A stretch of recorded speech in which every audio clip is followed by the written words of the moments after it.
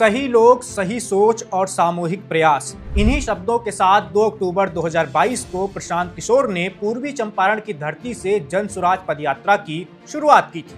इसके बाद 2 साल तक बिहार के गांवों, खलिहानों और शहर की पगडंडियों को नापने के बाद पीके ने 2 अक्टूबर 2024 को जन स्वराज पदयात्रा को राजनीतिक दल में तब्दील कर दिया।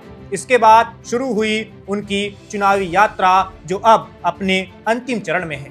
इन 3 सालों में यानी पदयात्रा के शुरू होने से लेकर पार्टी के गठन और अब चुनावी मैदान में उतरने तक पीके ने हजारों छोटी बड़ी जनसभाएं की, सैकड़ों की संख्या में इंटरव्यू दिए और सभी जगह उन्होंने एक ही बात दोहराई, बिहार की जनता लालू नीतीश राज से ऊब चुकी है। महागठबंधन और एनडीए दोनों ही एक ही सिक्के के 2 पहलू हैं। जनता अब बदलाव चाहती है और जन स्वराज ये बदलाव लेकर आएगा। शुरू में लोगों ने पीके में खूब दिलचस्पी दिखाई, दिलचस्पी अभी भी है, लेकिन अब उनके दावों में लोगों का यकीन थोड़ा कम सा हो गया है।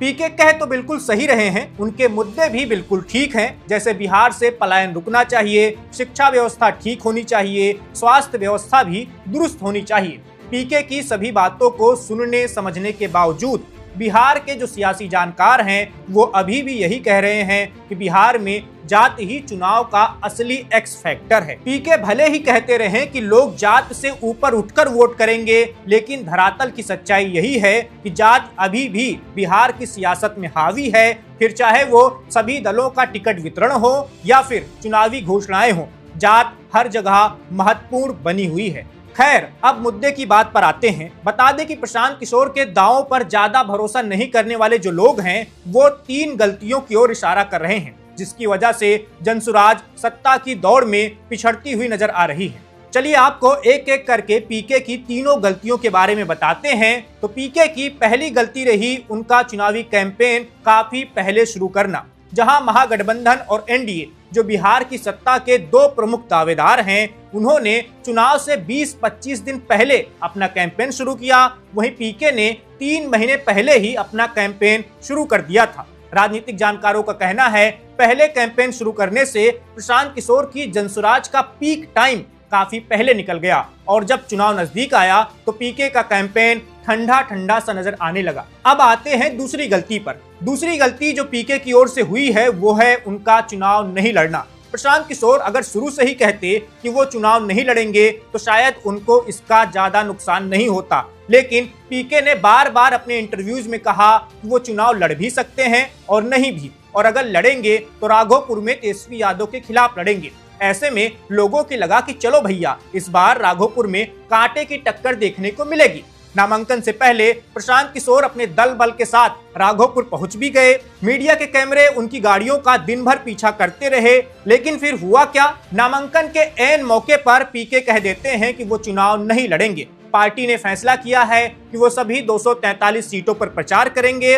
उनके चुनाव लड़ने से बाकी जगहों पर कैंपेन प्रभावित हो सकता है। इस घटना ने पीके का सबसे बड़ा चुनावी नुकसान किया है। लोगों ने कहना शुरू कर दिया कि अगर चुनाव नहीं लड़ना था तो इतना माहौल बनाने की क्या जरूरत थी, पहले ही कह देते कि हम चुनाव नहीं लड़ेंगे, जन स्वराज के उम्मीदवारों के पक्ष में प्रचार करेंगे। खैर, चुनाव नहीं लड़ने के फैसले ने पीके की छवि और जन स्वराज के कैंपेन को काफी ज्यादा प्रभावित किया। सोशल मीडिया पर चर्चाएं शुरू हो गई कि पीके हार के डर से चुनाव नहीं लड़ रहे हैं। जन स्वराज का हवाई गुब्बारा अब फूट चुका है।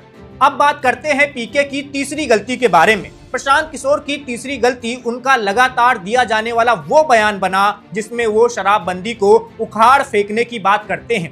पीके जन स्वराज पदयात्रा की शुरुआत से ही शराबबंदी के खिलाफ लगातार बयान देते आए हैं। उनका मानना है और उनका कहना भी है कि शराबबंदी से बिहार को काफी ज्यादा राजस्व का नुकसान हो रहा है।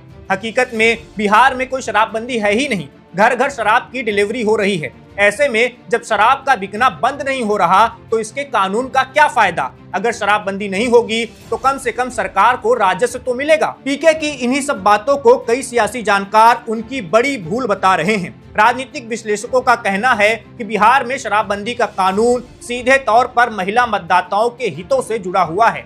नीतीश कुमार ने बहुत सोच समझकर अपने महिला वोट बैंक को साधे रखने के लिए शराबबंदी लागू की हुई है। जेडीयू का मानना है कि शराबबंदी हटाने से महिलाओं के प्रति घरेलू अपराध बढ़ेंगे। ऐसे में पीके का ये कहना कि वो शराबबंदी कानून को उखाड़ कर फेंक देंगे, इससे सीधे महिला वोटरों के बीच में गलत संदेश गया है और इसका जनसुराज को चुनावी नुकसान उठाना पड़ सकता है। तो ये रही पीके की 3 गलतियां, जो असल में गलतियां हैं या सिर्फ सियासी गलियारों की चर्चाएं भर हैं, ये सब 14 नवंबर को पता चल जाएगा। पीके तो कह रहे हैं कि 14 नवंबर को जब बिहार की जनता का फैसला आएगा तब पुरानी व्यवस्था उखड़ चुकी होगी। जनसुराज बिहार में नई राजनीतिक व्यवस्था बनाएगा जो शिक्षा, स्वास्थ्य और पलायन जैसे मुद्दों पर आधारित होगी। इस वीडियो में बस इतना ही। मेरा नाम वैभव है, आप देखते रहिए one India. Subscribe to One India and never miss an update. Download the One India app now.